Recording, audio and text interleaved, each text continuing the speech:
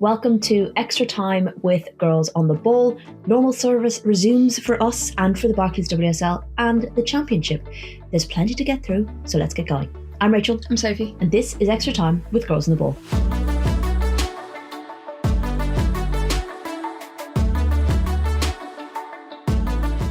Welcome to the show. Happy Monday. We have got a weekend of football to chat through, as well as touching on the under-17s final matches at the World Cup. But first, this is your weekly reminder to subscribe. Guys, wherever you're listening to your podcasts, if you're watching on YouTube, make sure you are subscribed so you don't miss any future episodes. We'd also love to hear from you, comments, engagement. We'd love all that. It's always great getting your comments and getting a chat with you as well when we do our Instagram lives. I really enjoy that. It's becoming a nice little routine, and we have good conversations with people through the comments, so really enjoying that. Right, as ever today, we are going to run through the weekend's results in the WSL and the Championship, and then Sophie, you're going to pick out a player that you'd like to highlight, and also maybe a particular formation or passage of play or a tweak a manager made that you want to touch on. And then you will also talk us through, and our listeners through, our team of the week. Yes, you're ready for that? Okay. And then, of course, we will have a quick look back, as I said, at the under-17s World Cup exploits, and then look ahead to next week and what we've got coming up. Okay, we will round up then the very, very end with any other business. Any other business? AOB? Very business and leadership and kind of like previous... I don't have any right now, but I might do by the end. Roles. Yeah, have a little think about any other like business. Whenever you go into a board meeting and they have any other business at the end, and I never have any. Yeah, but you also don't want to be that person where everyone's like, great, we get to leave the meeting early. And someone's like, can I just... so maybe we won't do any other business. No, we will. We have a few bits to touch on. Okay, let's crack on with the Barclays WSL. Perhaps not too many surprises this week. Back off an international break, so it's always intriguing to see how players come back, how teams come back, if players who have been like in form for a country come back and fly in form for a club, etc., etc. But as I said, not like loads of surprising results this week. Manchester United won, Arsenal won, Russo and Mallard with the goals. Brighton 1, Leicester 0. Nikita Paris with another goal there. Palace 0, Manchester City 3, Park, Roord and Shaw. Spurs 2, West Ham 1. Ueki, England and Saez with an own goal. Villa 1, Liverpool 2, Hines with 2 goals, and Nunez with the goal for Villa. Everton 0, Chelsea 5. Okay, big deep breath. Aggie Beaver-Jones, Erin Cuthbert, Guro Wrighton, Vika Captain, and Ashley Lawrence getting on the score sheet for the Blues. So as I go through this table, please do note that Chelsea and Manchester United, of course, still have a game in hand, which has now been rescheduled for the 24th of November. So that will finally get done and dusted. And I won't have to keep saying this every time we do the table. You're going to have a hell of a lot more in the next once again. January, February. Anyway, that's why I have the table to accompany me. So Manchester City are on top with 16 points. Chelsea in second. Below them, Brighton are in third on 13. God, that's a bit of a tongue twister. Manchester United are then in fourth on 11. Down the bottom, it is still Everton and West Ham propping up the table on 2 points each. Villa are also on 2, but Everton are at the bottom on goal difference. Tough week for them, safe to say. Yep. All right. Firstly, a line on Arsenal versus Manchester United, because I was there. I had possibly the worst travel to get to this game. Lee is already a trek to get to and not the most enjoyable ground to get to. 3 trains I tried on Saturday night. All 3 got cancelled. I felt like I lived her travel nightmare through her, given the constant running commentary. Oh, I'm sorry. Was it hard for you sitting on the couch to hear the difficulties that I was having? I'm joking. The district line was closed, so I couldn't even get the tube to where I needed to go. So I had to get an Uber. And in the Uber, I found out my second train had been cancelled. And then eventually it was trying to get to Euston on the Victoria line, which was delayed. And I was like, this is ridiculous. So I ended up coming back and doing an 8 o'clock train the next morning, which was also delayed. And then I made it back to kick off with 8 minutes to spare. One bonus to being delayed, though, you get money back. So I did. I got like £26 back. Yeah, so I mean, I'm not going to say it was worth it, Sophie, but it was a 12-hour round trip for a 90-minute football match. Anyway, I think it is fair to say the bright lights. No, you've already taken the piss out of me about this, so I'm not interested. I would think it's fair to say that Arsenal would feel like it was dropped points. I think fairly even first half, maybe I felt like at times maybe Manchester United edged it, but then Arsenal looked good towards the end, but then in the second half, I thought Arsenal came out really strong. The goal was coming that they got. Of course, it was Russo that was going to score because obviously, but it did feel like it was coming. I do feel like maybe they tried to hold on to that 1-0 lead, which is always so dangerous. And Manchester United got back into it because of the subs they made, Mallard getting the goal. And then towards the end, the kind of final, because Mallard scored in like the 83rd minute. Arsenal maybe were kind of shitting the bed a little bit. And we're getting very stressed out. And, Man United maybe could have come in at the end there. But I do think Arsenal feel like it was drop points. Yeah, I've watched most of the game now, and I think I would agree with that. The same old problems at times. They were playing actually really well, Arsenal, in parts. And I thought Man United really weren't.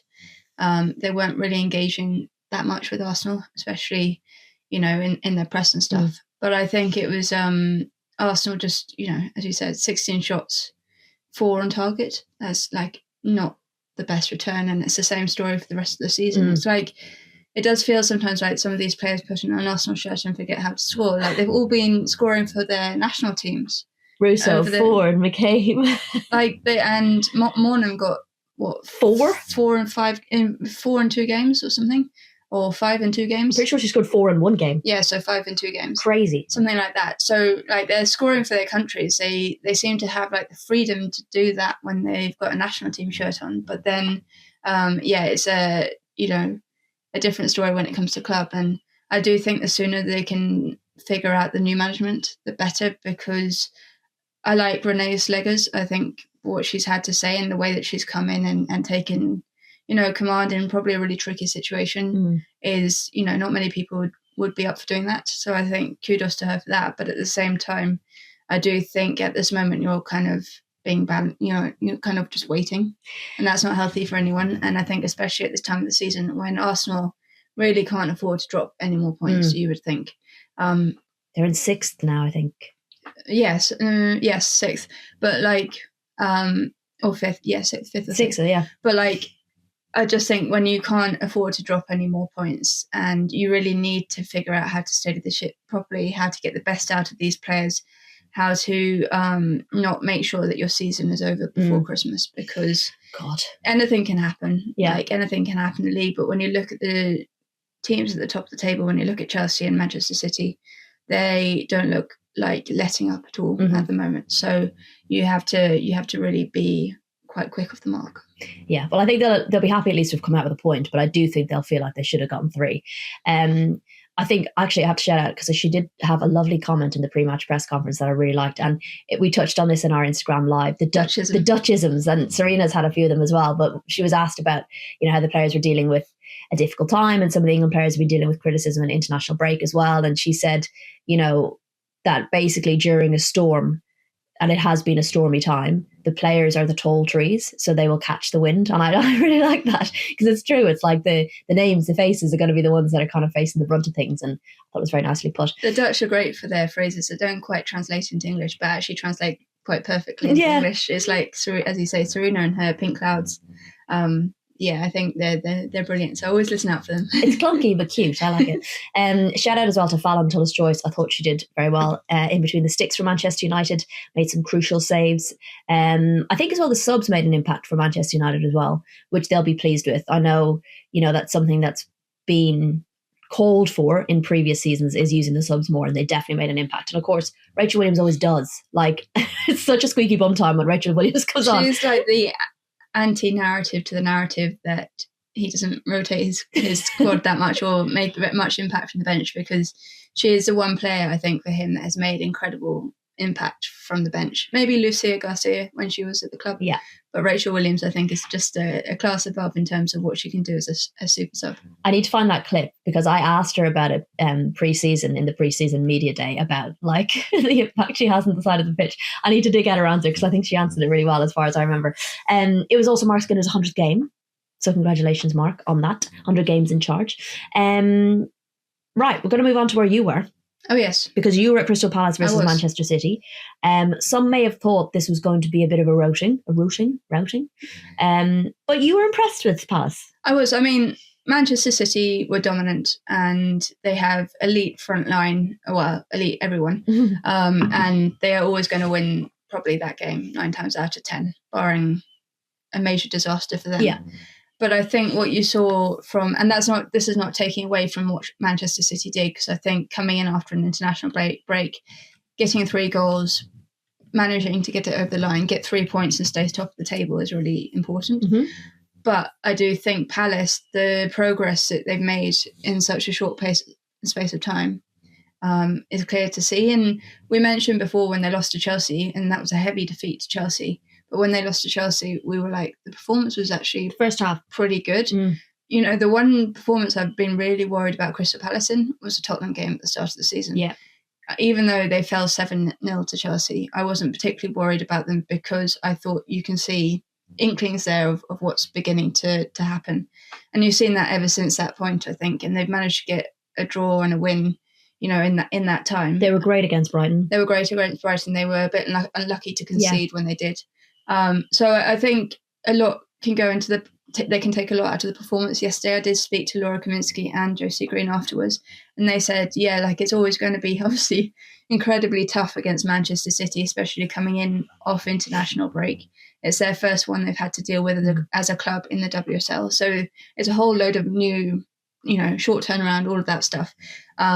So that's a factor as well. But I think the way that they, especially in the first half, until Just Park's goal, they were working so hard for each other. They had a back five that kind of, you know, really made it compact. Very and disciplined. Hard. And yes, Bunny Shaw had a couple of shots here and there. Lauren Hemp was trying to make things happen down the left. But they were very disciplined, very compact. And Shai Yanez was brilliant in goal as well. And then it just really took that moment of magic from Just Park to break them down. And it was kind of the worst time to concede as well. 40th minute, 41st minute to concede just before the break. And I think she realised that, you know, there wasn't going to be much getting through the players in front of her. So she just took aim. She saw some space and took aim. And Jess Park has the quality to be able to do that. And then in the second half, the 2 goals, I think, were just moments of, they were brilliantly fashioned, I think, in a way. Well, especially Bunny Shaw's goal.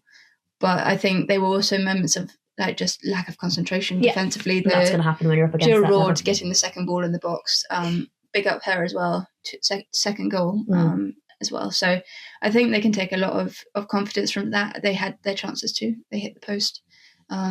Later on, Katie Stengel came so close to scoring. So I think, they 3 points dropped, but they will take so much from that game, and they're playing Everton next. And a key 3 points for Manchester City as well. It keeps them on that unbeaten run and at the top of the table as well, which they'll be delighted with.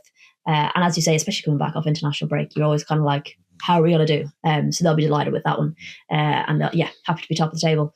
Right, then I had to race back. I watched some of this on the way home on my phone, and then I got the rest of it at home. You were, of course, on the couch, watching it and the under-17s at the same time. It was Everton-Chelsea. 5 goals, probably could have been more. That ruthless streak now is really kind of growing in Chelsea, and I think it just took a little while as players kind of developed those relationships, found their feet in the squad, and you're starting to see that ruthless streak, that foot in the gas and it's not coming off kind of vibes from Chelsea that we're used to.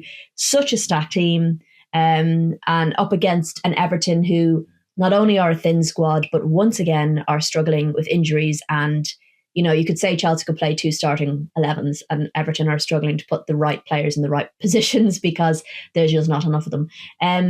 But yeah, you can't take away from Chelsea's performance. And I do think there was an element of, I know Everton like to play out from the back. They want to invite the pressure to be able to play through the opposition team. But I don't know whether it was the fact that they were playing at Goodison Park and how big the pitch is, but there were times where they just felt like they were just too far away from each other to actually make those passes work, and Chelsea were just like picking them off. So that'll be frustrating for them. I don't know whether it was the pitch size or what it was, or they had moments of, you know, nice actions. Sarri did well at times. I know she was at fault for the Cuthbert goal, I think it was, but you know, she had some nice actions going up the pitch. But yeah, it just felt like they were just a little bit disconnected. And you have to shout out Hannah Hampton. Yeah. 100 appearances, youngest goalkeeper in the WSL. 100 appearances. Yeah, 23 years and 353 days. Wow, it means your birthday soon, isn't it? 1,053. Yeah, Yeah. she must be. Wow. Well, congratulations.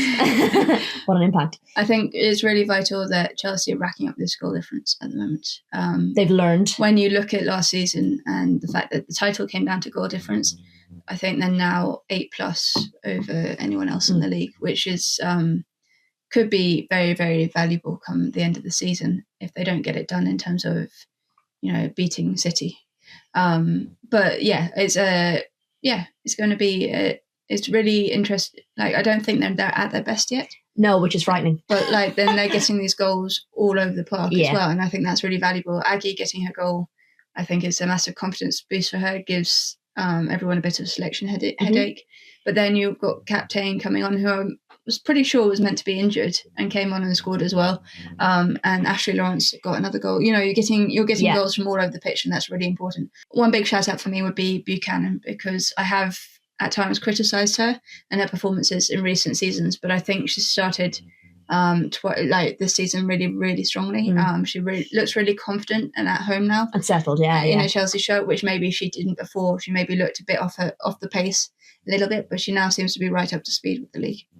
Well, yeah, frightening for anyone who's not a Chelsea fan. They are doing very, very well at the moment, which I predicted, actually, if we remember, at the beginning of the season. Right, we'll move on to the other fixtures. We had Brighton versus Leicester, another goal for Nikita Parris, which is lovely to see. She's really enjoying her time down on the south coast, isn't she? Yeah, she did an interview with Susie at The Guardian, and she was talking about how she's loving life down there, how Dario is one of the best coaches she worked with, other than Nick Cushing. Basically, she hasn't had a coach like him. So in terms of the way that he wants to play and set up the team and be possession-based, but he also spoke in post-match about being possession-based, but also working defensively to be able to play that way.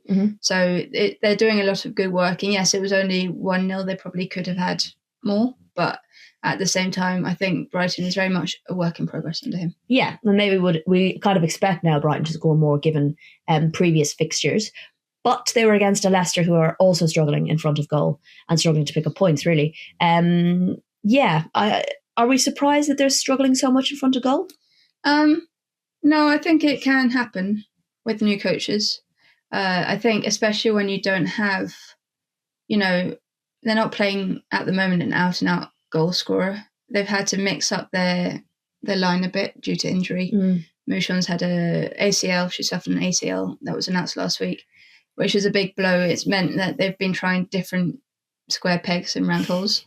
So Ruby Mays played up front for them in the game before the break, which they won. But this one, they struggled, and Janice came in, I think, was in the centre forward position this time around.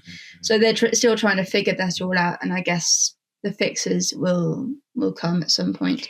I wonder, like, Leonard Pettigrew must be close to coming back. Yeah, Amandine McGill was asked about that pre-match, about, like, is she worried about not having people who are scoring goals, and she was like, anyone could score a goal. If you've got two arms and two legs, you could score a goal. So she was... Is that why she's putting centre midfielders and doesn't matter. Defenders? If you've got something to put football boots on, you're grand. I don't really know why the two arms come I do think the injuries will cause a huge... Yeah, sure. And the whole new thing as well. Yeah. Speaking of injuries, Sam Tierney, potential serious injury? Yeah, I hope not, because she's absolutely crucial to them. She can play literally anywhere. Like, if they need her deep, she can play deep. She could play even central defence if she wanted to, I think. But then she's also really, really good as a number 10 or, forward up in the park. So that would be a massive blow if she's not great. Fingers crossed it's nothing serious. And moving then to Spurs versus West Ham. Bit of a bizarre game. Tottenham getting the win, getting the 3 points. West Ham will again be frustrated. I think it's frustrating for them when there are times where they'll put in performances, or they'll go ahead first, they'll get the first goal, and it, like, not being able to see things out across the space of 90 minutes, which I feel like is a bit of a theme for them. So that will be frustrating. Probably not the best game. No, I think Tottenham were the better side. Yeah, but I just mean for West Ham didn't they score first? Yeah, they did. So do you know that kind of way? And I feel like it's a theme with West Ham where like they can't capitalise on moments. I think especially, and this is not to put anything on Camilla says, but the way that happened in the 92nd minute, that's just going to hurt even more because I think that's just a really gutting blow. You're almost getting another point, you're minutes away from another point. And the way that happened, the own goal and stuff like that, I think is going to be... Because that point would have, just separated West Ham ever so slightly from Everton and from Villa. So it is a gutting way. It just gives you a bit of a platform to try and break away a little bit from that clump of teams. And I just feel really bad for Kieran Size because she's having a tough start to this league. It's her second own goal. She scored against Everton as well, the own goal, and that's just a real and it was I'm not going to say watch it back, but it was a freakish own goal. It's great finish if it was down the other end. But it was a freakish kind of own goal and a real shame for it to happen in the way it did and when it did in the game. But 3 points for Spurs, so really important as well. I think when you're looking ahead to this block of games for Tottenham, and I think they at times have had the performance there or have had inklings of a performance, but haven't got the result over the line. I think that 3 points, maybe the fact that they did, come back to win as well, that shows their character. They've done that a couple of times. I think it's a good sign going forward, and it gives them a platform leading into this block of games. Yeah. Speaking of Robert, moving on to Robert DePauw's Aston Villa versus Liverpool at Villa Park. Really interesting one because Villa tried to set up to kind of combat Liverpool in a different way, and I think it really backfired for them in the first half. They had a very poor first half, and Liverpool were absolutely able to capitalise. Taylor Hines having a wonderful couple of weeks, scoring a brace and making her debut for Jamaica as well. So not seen on the international stage. I think as well. Very good kind of start from Liverpool, but Villa did come back into it. Got a goal in the second half, made for a bit more of maybe a nervier second half for Liverpool. Yeah, but they were still... I mean, Villa were a lot better and they created a bit more, but they were still... And they possessed the ball a bit more, but I didn't really ever feel that worried for Liverpool's defence. But I think when you're looking at a Villa who have in the past scored last-minute goals, it's one of those things that you'll probably just have in the back of your mind. Shout out Gabby Nunes, though, because it's her second in 2 games. First 2 games for Aston Villa, and she gets 2 goals, and I think that's exactly why they bought her. But the fact that she was able to jump above Jenna Clark, who is a bit of a tree, was very impressive. I don't know how she beat her from there, but there's just kind of that instinct to read the pattern of the ball and that desire to kind of get on the end of it, I think is kudos to her, and they've got a player in her for sure. Yeah, so Villa's still waiting for their first win, right? Which I know Robert DePauw was saying pre-match, he's never had to wait this long for the first win. So a bit of frustration there, I imagine. Yeah, I mean, the longer it goes on as well, you start to think about last season a bit. And actually they had a lot tougher start last season than this season. That's the problem. Yeah. All right, let's have a quick look at the Barclays Championship, because it is living up to its craziness as ever. Madness. Absolutely wild. Scores are Sheffield 0, London City Lionesses 1, Blackburn 2, Durham 3, Charlton 0, Southampton 1, Sunderland 4, Bristol City 3, and Birmingham 0, Newcastle 2. It's just absolute madness. Like, everyone beats everyone. Birmingham, before the international break, looked like they might run away with it. Well, you can't say that for the Championship, but they looked like on course to be quite comfortably, in form and at the top of the table. And then suddenly that happens and they lose to Newcastle, who also, battling really well in the league. They've got obviously a really good cohesion in the squad. Yeah. They're making their mark on the Championship, but you would expect Birmingham to beat Newcastle. And then, London City losing a couple of weeks ago and now coming back to win 1-0 at Sheffield, and it's all a bit over the place. It's very tight at the top. We've got Birmingham top on 16 points, but London City Lionesses below them also on 16 points. Durham are then in third on 15 points, and Newcastle and Charlton are on 14 points. So once again, we've got a 5-horse race at the moment. But down the bottom, it's a bit kind of clearer. Portsmouth are still rooted down the bottom with no points. Sheffield and Blackburn are both on 3 points above. But then there's quite a big gap between 9th and 8th, with Sunderland above on 10 points. So that's quite a big gap. Yeah, you would think the problems are between those 3. And there's nothing that I've seen this season that convinces me otherwise.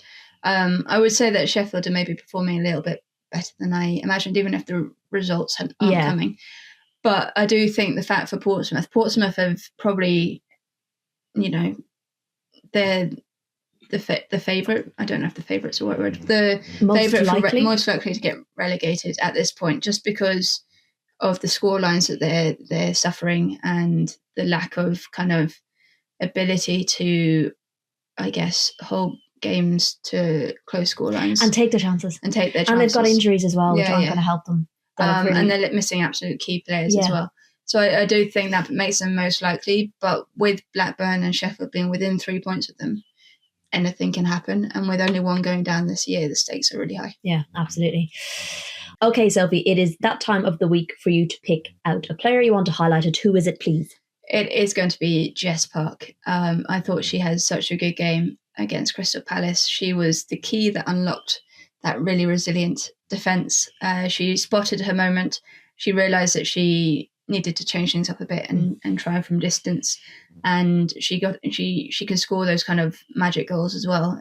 That really kind of changed the momentum of the game, even though the momentum was with City. You know what I mean? Changed the momentum of the fact the that unlocking. It's like that deluge then almost. Yeah. And then she, I think, not even better way, in the way, just beneath that quality was the cross that she put in for Bonnie Shaw in the second half for the third goal. I thought she was brilliant, and she's a City kid at heart. I think it's actually, when you look back at this year, she really only got into the City team in January when Jill Roord got injured, and she is pretty much one of the first names. What a selection on that headache. team sheet. She's played every game this season. She's on the first name on that team sheet. One of the first anyway. There's a few others, but but I think she's made herself completely critical to this Manchester City side, and her work rate out of possession as well is something that I think has developed massively. Absolutely. And then from the analysis side of things, is there a particular tactical area you wanted to highlight, or a particular thing that caught your attention? Well, it doesn't always have to be positive. I don't really understand why Robert DePaul felt he needed to change his structure. They went to a 3-5-2, and it just completely didn't work in that first half. And he changed it all up in the second half. I don't really understand, because when you're playing with wing backs, yes, they're more attacking, but they still need to want to defend a bit. And I don't think you got that. I know Katie Robinson's played wing back a few times, but you didn't really get the feeling that she was. Her nature is to attack, not to defend. And I think it was the same on both sides. And it allowed Liverpool just to play straight through them and capitalise in the areas and pounce when they were caught in possession. And I think it's, I just don't really, because it felt like he maybe panicked a bit. Didn't trust his process, or didn't trust his normal way of playing. Because of the results so far, he was like, I need to change something. That's what it felt like. Whereas, I mean, I might be completely barking up the wrong tree there, but that's what it felt like. And the fact is, when you look at the first few games of the season, the first block, they played pretty well. Yeah. I don't think it was a question of changing a whole system. I think it was a question of fine-tuning the areas that, aren't quite working. So it was actually something that Matt Beard touched on in his post-match. He was like, they changed their setup and we just played straight through them. So it was, but they changed it at halftime and did, I guess, get themselves back into the game. But also the narrow front too as well. Allowed Taylor Hines just to really, really capitalise on the space and chances that she got. Great finishes, by the way. But they're lovely goals. She had the opportunity to run into acres of space. Okay, we're going to quickly move on to our team of the week. Have you finalised it, please? I have, Rachel. We have worked on this together, by the way, if you like it. If you don't like it, I had nothing to do with it. But no, we did work on this together. Go on. In goal, we're going to run through this quick. In goal, this was actually your choice, which I needed some help with. So Fallon Tuller's choice of Manchester United. Then Emily Fox at right back, thought she was brilliant. Kadisha Buchanan, given her a shout out before, in centre back alongside Millie Turner, who I also thought did really well. And then Taylor Hines, of course, with her brace. I thought she was just brilliant throughout the game. Jess Park, as I've mentioned before. Kerry Holland, I thought was brilliant in the centre of the park for Liverpool. Erin Cuthbert as well. Right back to her best, I think. Alessia Russo was very potent against Manchester United. I thought she was full of energy, full of running. Could have had a few more. Nikita Paris, of course, in the form that she is in, and Guru Wrighton out on the left because she was phenomenal for Chelsea. We would love to hear your team 11 that you would have picked. Appreciate we all have different opinions on things, which is absolutely fine. But yeah, do let us know yours. If there's anyone you would have added in or taken out or swapped or whatever, let us know. We'd love to hear from you. Okay, finally, very sadly, the under-17s bowed out of the World Cup in a very respectable and record equaling 4th place at a World Cup for the under-17s. A tough semi-final. I mean, the other 3 teams in those semi-finals, whoever they were going to end up against was always going to be tough. And then whoever they ended up against in potentially the 3rd place match, it was always going to be tough. And it was. But more broadly, I think a pretty impressive overall showing, faced some very tough oppositions from very tough circumstances, and they really rallied in a number of games where they went behind and came back, and to beat Mexico in the fashion they did and to beat Japan in the way they did, there's a lot of positives for them to take. Yes, I mean, an under-17s team has been absent from this competition for quite a while for England, which people seem to forget, since 2016. So kind of I think there's like the disconnect maybe sometimes between like the kind of input that the FA and the resources that the FA are doing for it. But we've got to remember, yes, they are extremely well resourced, but it's really early in the stage of the pathway and the development, and it's really kicked on in the last 4 or 5 years to a degree that wasn't there before. So we are in a new era of English women's football and the development of the talent pool and those coming through. That's the first thing I'd say.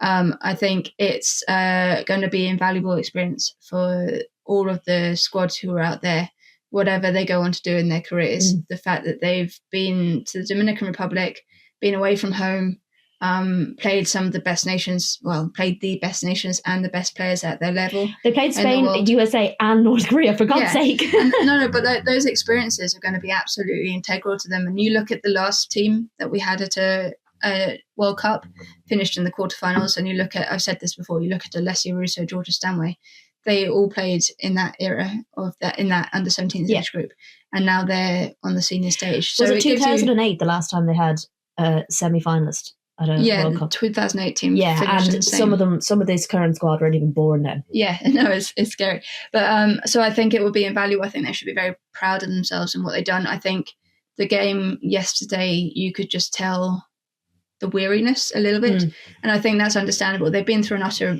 emotional and physical roller coaster in the last 3 weeks, with all of the ups and downs, the comeback against Mexico, the comeback against Japan, the downs against North Korea, and then against Spain as well. I think it was it was probably natural that there was going to be some tiredness in those legs. The fact that they've played so much football in that heat as well. It was a lunchtime heat. Yeah, the two teams are struggling with that. Yeah, so there are reasons. I think there are contexts, and America are a very, very good side as well. You can't forget that you've got some NWSL breakout stars in there. Kennedy Fuller is going to be an absolute star for a country. So, but I thought the quality, again, I was watching it and I messaged you and I was like, just like from both sides, just some of the foresight, thinking 2 or 3 passes ahead, the triangles, the spaces they found, the through balls, was just like really mature football, which I was really impressed with throughout the whole tournament. And these girls are going to come back, and they're going to, some of them will stay in the 17s, some of the younger ones, some of them will move up to the 19s. They're all going on different journeys now, but our youngest player is 14 years old. I mean, that's crazy. The fact that she's been to a World Cup at 14 and she's got those experiences now, you can imagine what that's going to do for her in the future. Yeah. Now I'm going to plug the episodes, the extra episodes that we did around the World Cup. We have had 2 out so far, one looking at the data analysis and technology used at the tournament, and then one chatting to some of the coaches involved and how they got to where they got to. And then the final one, which is coming out later this week, is with some of the players, and Kennedy Fuller is one of them. So make sure you're subscribed so you do not miss that. Right, any other business? Miedema, of course, had a small operation on her knee, so hopefully she won't be out for too long. Gareth Taylor did seem quite positive about that. We are hopefully going to have a day at Bristol on Wednesday, if we're very lucky, and that will make for a nice extra episode that we will release, kind of exploring what Bristol are doing there within the community. Then we've got Arsenal versus Brighton on Friday night. We do. Friday night under the lights, still have a game. And then I'm doing West Ham versus Leicester on Sunday. What are you doing? I'm going to the Championship. I am going to watch London City against Birmingham City. Top of the table clash. Kind of the perfect time to go and see it as well after this weekend. Yeah. Because they're tied on points. So it's going to be fun. Oh, excellent. Well, you won't miss any of that if you're following us across our social media platforms, and of course subscribed wherever you listen to your podcasts or watch on YouTube. And as I said, do make sure you've checked out those under 17 episodes. We're going to keep plugging them until they're all out, and then we'll move on. Don't worry, I promise. But that is everything from us today. Have a great week, everybody, and thanks again for listening. We'll be back very soon.